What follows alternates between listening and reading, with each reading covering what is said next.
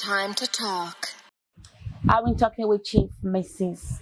Kaine, and she's talked so much about the business world, what it takes for you to start. I know it's not an easy thing, but for you, how did you start? Though you're already in business in the oil field, but how did it come into fashion?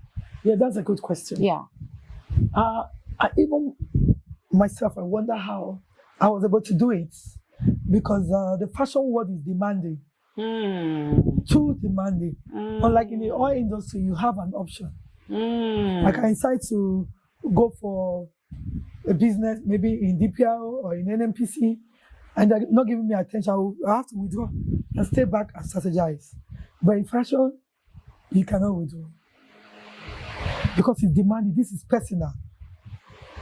You know, that a lot of women don't joke with their fashion, so you don't joke with their demands. Well, I told you, I used to go to a place in Abuja. I love sketching. That's one of my greatest strengths. Oh, you do it yourself? Oh, I sketch a lot. That was my greatest strength. And I used to sketch when I go there and give them my clothes to sew. And I discovered that they were using my designs to make for other customers. Oh, because I like to create something different. I love, So one of the workers called me and said, "Madam, I want to tell you something. Do you know you can open your own fashion?" I said, no, my business. He said, "No, madam, don't say it. You have passion. Your designs are unique. My mother is in your zen to make a lot of money." And I said, "Well, how do I start doing fashion? What do I know about machines and about tailoring and everything?" He said, "No, please, you can." I said, "Okay." I gave him an appointment. He came, and we sat down in my house, and he told me about it. And I said, "So how much can we do a feasibility study?" He said, "Okay." So when is your closing time? Can we go do a market survey? And he talked about getting a place. I said, "Okay, I can get an agent to get me a place." So what next? So he told me everything bit by bit, because I was keen on trying something new. And that's what our advice. You can't be in one business and succeed. You have to have an alternative. So yeah, so true. Yeah, so I said, "Okay, let me try." I got a place first, foremost, you must get a place. I got a place after I've done my feasibility studies. Yes. And what it takes, the business plan, and I got a place. From there, I started following that business plan. I got the machines. Wow. From the machines, and I got the tailors, the human resources. And I told him, "I'm going to pay you. I don't want to leave you where you're working, but can you organize the tailors and set up the place for me? I'm going to pay you as a consultant." He agreed, which I did. Wow. I told them, let me take myself as a first test run. And that's okay. And I sketch. I don't know how I did it, but I did it. And they brought out what I want. I was telling them, "No, this is not the way." Because what is for you to sketch, and that is for you to interpret the sketching. Yes. Because most of the tailors we have, they're illiterate. Yes. 80% of tailors we have are illiterate. So you must be able to interpret by telling that this is this. Yeah. So as I did that, and I was particular about the finishing, because I'm very detailed. And I followed it on the finishing was okay. And I told them I would like them to cut it this way. Every designer should have his own cut, because the cut fits, make the clothes to fit. Every clothes does not have the same, but you have a standard rules. So I was able to put them through with the help of the guy. Yes. And because the guy is very good. And with that, as the guy was doing that, I was learning from him too. I'm a fast learner. I didn't go to any school of fashion. I was a fast learner. I was able to understand, and I decided to read more. So when I did actually came out. Luckily for me, it was time that I was traveling to America. I bought some books on fashion and everything. Even how to bead on clothes. Yeah. How to make things different. And that's one niche I've carved to myself. I was able to infuse the Western materials into the African materials. I was able to infuse it, and I built on it. As I came back, I did those samples and came at night before I did my launch. My launch was fantastic. I didn't launch it immediately so easily, but because I was very popular and I had friends, so they were my first clients. They were coming and they loved what I was doing because I always know that I've always loved fashion. But this one I have control because I can put in anything I want to put in. Yeah. And I love accessories. I'm surprised I'm looking very without accessories. I love accessories. So now you're simple. No, why I'm saying simple is saying that I love details. I love accessories. Yes. And I started doing something. And I found that as I'm doing customized coming, the best advice for you as a successful designer, let me put myself in that angle now. Yes. Is that first of all, your finishing is very key, and the detailing of your clothes is very important. Yes. Accessories is expensive, but the kind of class of friends I have, they're on the top notch, so I know they can afford it. So on my way back, I bought accessories. I passed into Dubai. I was ready for the business in full force, and God was on my side because I committed everything to God. And I'm doing another part of this business, and I don't want to fail because the only cash opening you gave to me, I did not fail. Yes. So I will not fail on this. You will not fail in this one. And that's how the drive came in. Wow. Before you know it, I moved in. I was in Zone 5, very close to FIOS. There was one also called Millennium Hotel before, but it's not C-class hotel. Get to see that place. It's beautiful. I moved from there. I went to Milliparts on Airport Road. I took all the floors. Because the business was booming. Wow. I was sewing for I Am Mighty in the country.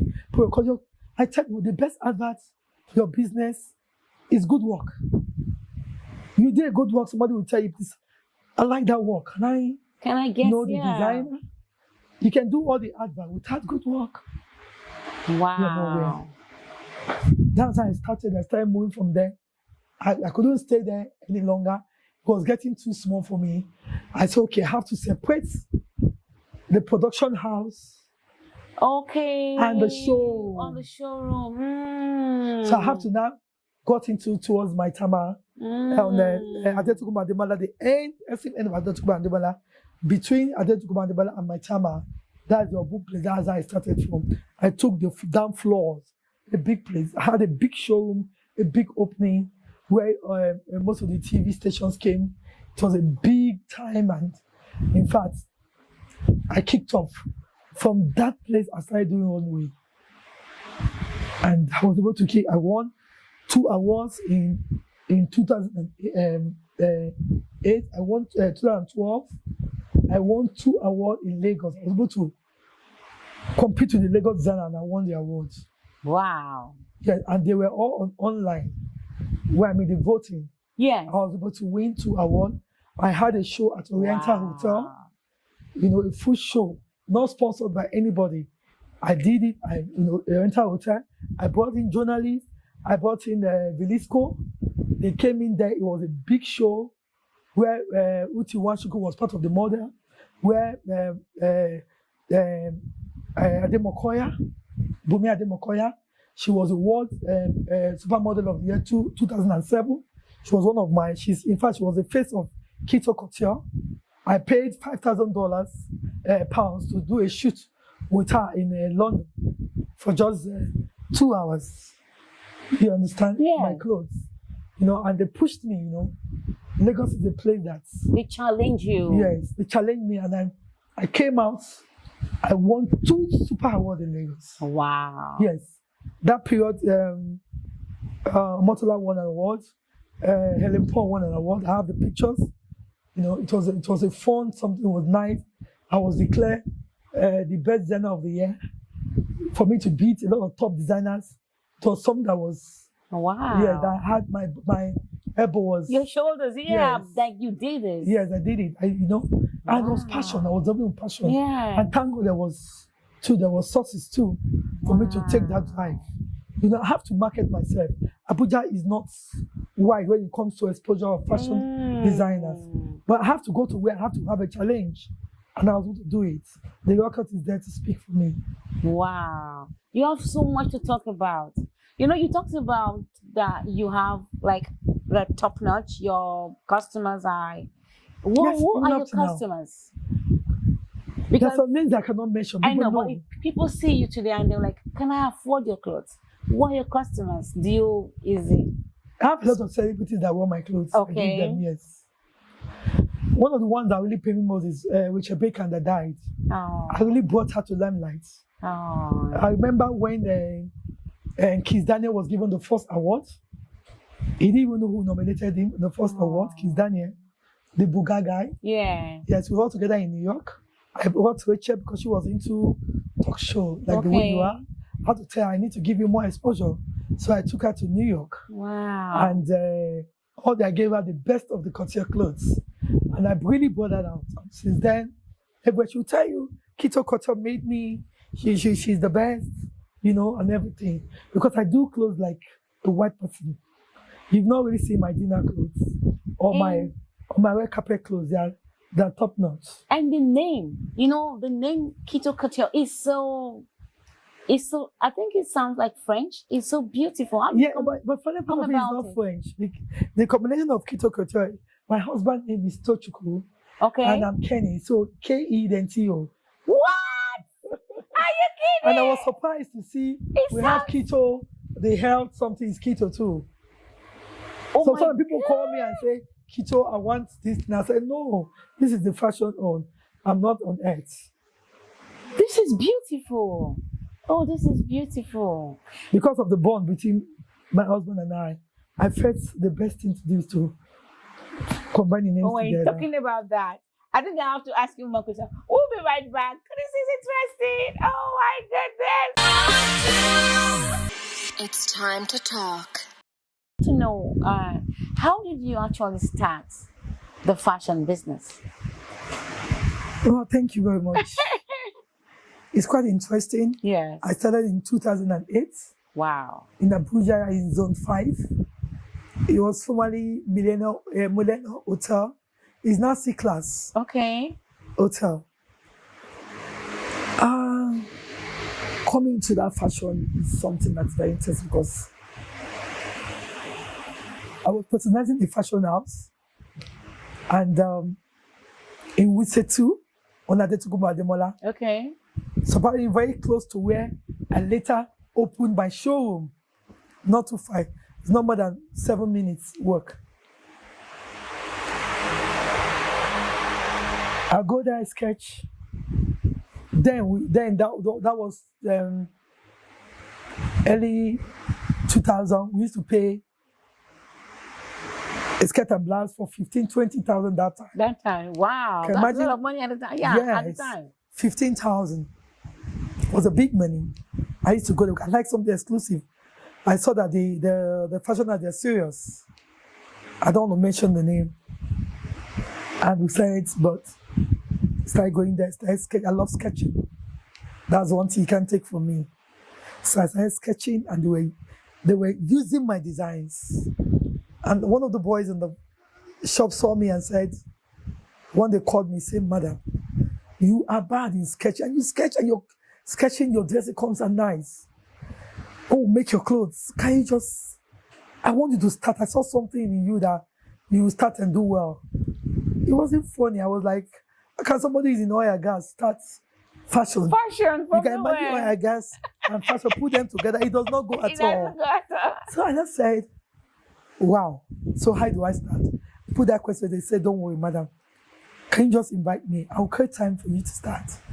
I'll teach you how to go about it. I said, well, if you are willing to render yourself, I'll pay you as a consultant. I said, okay.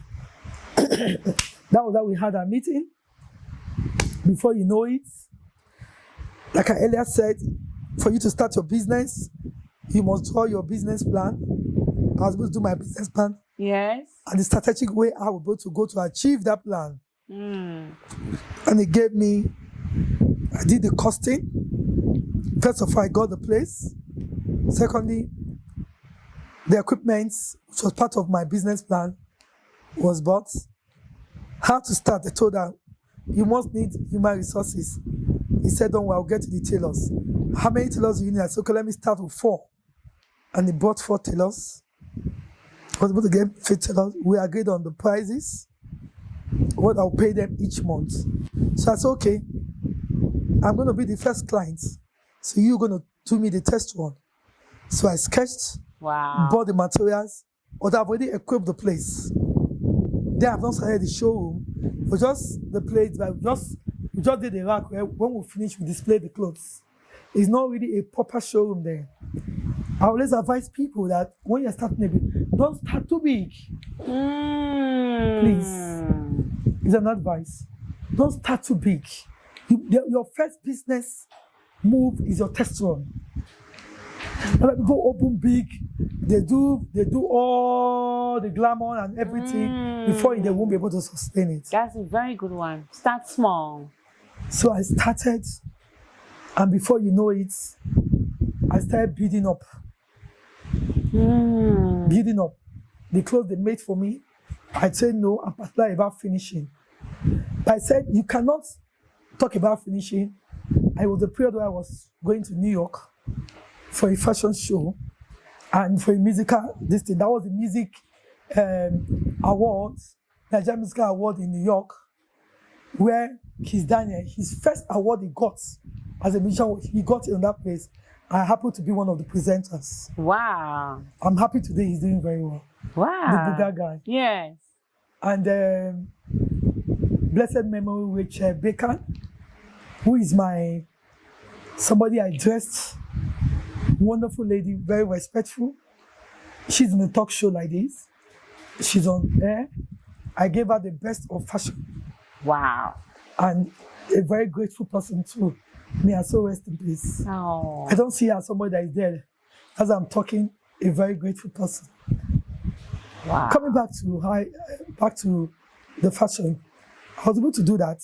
And I saw I was having, my friends were now patronizing me. The church members patronizing me because they see what I wear. I thought I had opened a fashion house. Everybody was coming. What you wear is more important. So it started growing. For smaller to big, the space was not enough for me. That's why I said, don't start too big. From there, I go to Airport Road, to Millennium, Millipart Plaza. Big, very big. One side was my factory, the other side was my show. It became very small for me. And I said, I want to move into Wuse because to get a location, I wanted to be on the highbrow area. So I have to, because the way, even where I have top clients, you see people, dignitaries are coming with their police, you know. That was during Good Luck's time.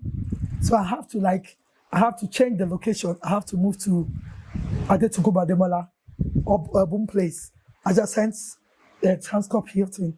I took all the floors. When you want to see who is who in this country, come to that place, you see that enter my office. Wow. And I was booming. That same year, I opened 2011 showroom there. I did New York Fashion Week. I had a manager, which is my uncle's wife. She's the owner of ISIS Model. Okay.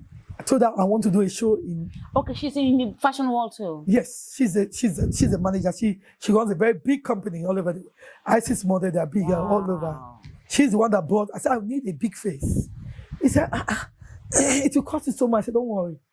I believe those people who are doing it don't have 7 head. I want to go into because I was aiming higher. Yes. So she said, okay, we are going to do this shoot in London. I'm bringing the best of my models. Bume Ademokoya, she was the best supermodel of the world, 2007. Wow. That's the best supermodel of the world. I had the guts. Wow. I said, that's the girl I want. So he said, okay, can we do this shoot? I said, we're not doing it in Nigeria, we're doing it in London. I said, no problem. Oh. They gave me a fantastic shoot, fantastic camera on the streets. It was beautiful. Okay, you had the runway on the street. No, the photo shoots. Okay. You know, then the model had a very beautiful shoot for me. The London Fashion Week, the African London Fashion Week, my clothes, the first magazine the first edition was my clothes they use as a cover page. If I knew, I would have brought it for you to see. To see, yeah. Wow. It was exciting for me. To see that it's paying off after all the years. Not just that, I did a launch in Oriental Hotel in Lagos, where I brought in journalists, fashion journalists. Brought in, because she was the one that organized this people, because I'm not in Lagos. So that I want the best. Whatever it costs, I'm going to pay, I want the best. And I brought in Vili School. I have all the pictures to my credit. That was what exposed me. Before you know it, I was nominated for the best fashion designer of the year. That's awesome. Before you know it, I won it. Wow. How did you feel after Within 2 weeks, I won 2 major awards in Lagos. Wow. I felt because the place, I thought Lagos, they just within themselves. But they couldn't do that politics with me because the clothes was outstanding. You can't beat something that is already good. Yes. So yes. I won it, and I was so and I was heavy for my twins. I was pregnant. At this time? Yes. When all this was happening? Yes. And I was going to do one way, I was going to do everything, not even the stacking, the strength, wow, the courage, the support from my husband, like I already said. All those things made it, I didn't feel anything. You were just determined to do that. Yeah, I was able to succeed because I just said, why is Abuja designer not really coming out? Yeah. So I was one of the first that brought that, break that yoke. Yes. And it started working. And I knew that Abuja has good designers, but they were silent because we're not coming out like Lagos. Everything, yeah. Now Abuja designers are everywhere now. Wow. It's been so nice having you on the show. Thank you. It's been so wonderful learning all these new things and all your experiences with all these wonderful names you're calling. You've been everywhere. It's so good to meet you. I'm so grateful. Thank you. Thank you. I know I hope when we come again, knocking, you're going to come back. Yes, I will. Because you have a lot to talk about and a lot to share. Yeah. And I want people that don't know you to still learn more from you. Like I'm learning more, you know. Thank you so much. Thank you. Thank you. It's time to talk. You know, this is interesting. This is, oh my goodness. It's so fun sitting down with you because you know why? For real, you have a lot of experience. So much. A lot that you've achieved and a lot you've done. And you're selfless. You know what I mean? Yeah. You're selfless. I don't know. Some people are not so humble the way you are. You're naturally humble meeting you. Talking about your husband, what would you say? Because you're married, you have kids, you have a husband. Yes. You know, this wife thing, you know, how do you cope? I know your husband, you said, is supportive, but then what would you say to other women? Because it's not easy to be a married woman and still do what you're doing. It's not easy to be a married woman and still do your business. Yes. I would tell you that my husband has given 19% of freedom to do my business. I don't want to say 100 because it will sound as if he's not in control. He gave me 90%. Supportive, a plan. I tell women, if you identify who your husband is, open up to him. There's no money that comes into me. I don't tell. Even if you dash me money and it's big, I tell my husband, do you know what happened today? Somebody gave me some amount of money. So we are friends. Wow. Yes. We're friends. That's so Anybody nice. that sees me on the View, because when the DSTV came up into Nigeria, Good Morning Africa, I was always on television. They would not allow me to rest because of interview, because of my achievements. Yes. You know, they would not allow me to rest. And people will call me from African countries. I would like to know you. And because my husband gave me all the support. I'm not saying to blow his head. He's a good man. He gave me all the support. Everybody have their weaknesses. Chills all my body. But he's a good man because I have been a wonderful wife. Oh. Who was able to balance between the marriage and the home. Oh. Gave him all his attention. My husband is on the quiet side, but I still make sure I do my part. Wow. And I tell him, I'm the talking type. So I tell him everything that happened, he laughs. He said, wow, that's my beautiful wife. Oh, that's my touch, you know. He tells me all kind of things that blows my head. And when I'm on the field, I don't want to disappoint him. I don't want to bring his name down. So that thing is on my head. Now this man that gives me all the support and everything, I don't want to bring him down in any way. Both in my social life, both in my business, anything I go. I carry that integrity as a top notch to make sure not just being a good businesswoman, not just being a saleswoman, but being a good wife, a good mother, and a good sister and a good friend to my husband. I hope you're going to come again because we want to talk about marriage. You seem to know and experience and have so much experience. Yes. Because what you just said now, it's easy for you the way you said it. But I tell you, 80% of women cannot say what you just said now. Being married and that support, I don't know. I cannot say. Yeah, like I will tell you, a lot of women are going through a lot because I've counseled a lot of them. But to tell you, to God be the glory. I don't know. I think I made it happen that way, in the sense that I gave my husband the understanding that we are friends before marriage. Marriage is not the main thing that holds us back, but the friendship comes first and the openness. Oh wow! A woman should be open when you see that your husband is nice. If he wants to use your openness as a disadvantage to hurt you, God will always be there for you to protect you. And my husband was a pastor when I married him. Not just being the pastor, he was worded. He understands what it is to make a woman happy. So he knew that, and he was worded, and he taught me the word.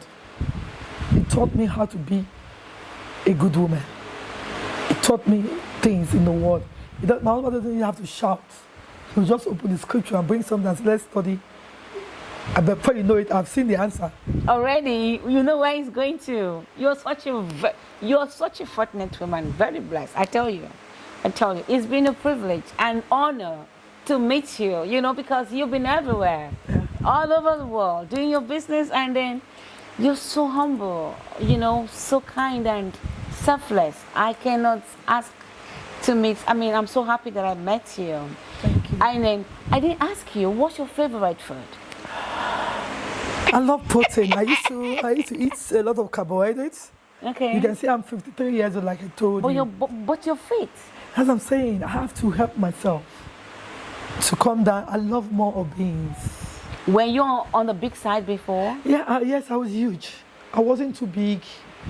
I wasn't fat, but I was huge. Okay. But I was able to bring myself to this shape, and I love it. Okay. So you eat more protein. Yes. And beans too. Yes. Really? And veg. And vegetables. Yes. Oh, that's beautiful. Like I take a lot of vegetable smoothie. Oh. It's very good. Kale, celery. I blend it. I make it smoothie apple. I make it on a spoon and I take. Then beetroot for blood. A lot of things I take on health. There's little bad habits. I know once in a while. The beauty about that, I don't drink. Okay. I don't smoke. Yeah. But I'm happy to say that there's some cravings sometimes. Maybe you can help. Pizza once in a while you want to take it. Little bit of ice cream. Yeah. But I tell you, more of health now. It's okay. When we come again, when we meet for another talking about this marriage, we're going to know and prepare more of these smoothies. Because we want to know how you make your own smoothie. But today, we're going to see how you make your beans. Thank you so much for being there and for listening to this interesting episode.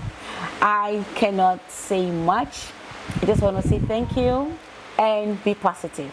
Till I come your way again next time, bye. A little bit of this and a little bit of that. Take a seat, let's have a chat. What's going on with you? Something fun, something new. Let's see what we can do. It's time to talk.